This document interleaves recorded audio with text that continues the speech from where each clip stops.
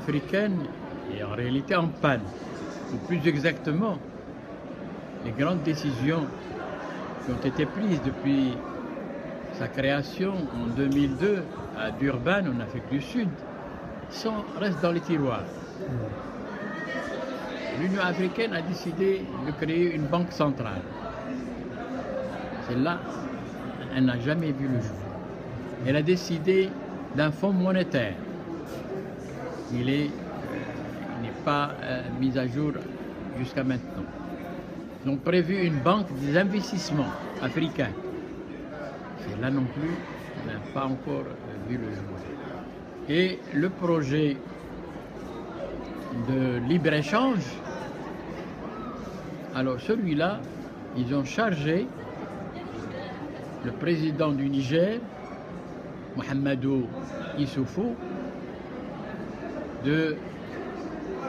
d'élaborer un projet, un processus qui va présenter à la réunion de juillet prochain. Donc finalement, le Maroc peut absolument être un élément de dynamisme pour relancer tous ces projets structurants qui vont dans le sens de l'intégration. Cela évidemment dépendra également de la démocratisation et de l'enracinement de la démocratie dans les États africains. Cela également dépendra de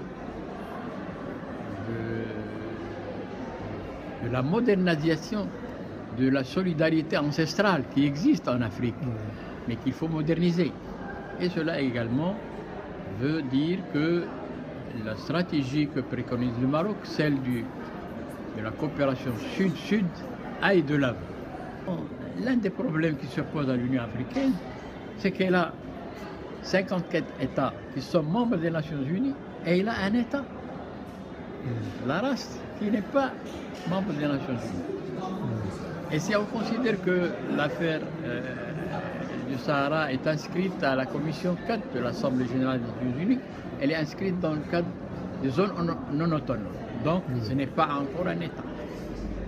Si on se réfère à l'accord hispano-marocain, eh bien Sakhia al-Hamra et Oued Dahab sont intégrés au Maroc. Et il reste la question politique, le conflit régional qui est maintenant en discussion au Conseil de sécurité. Il cherche encore une solution politique juste, mutuellement acceptable.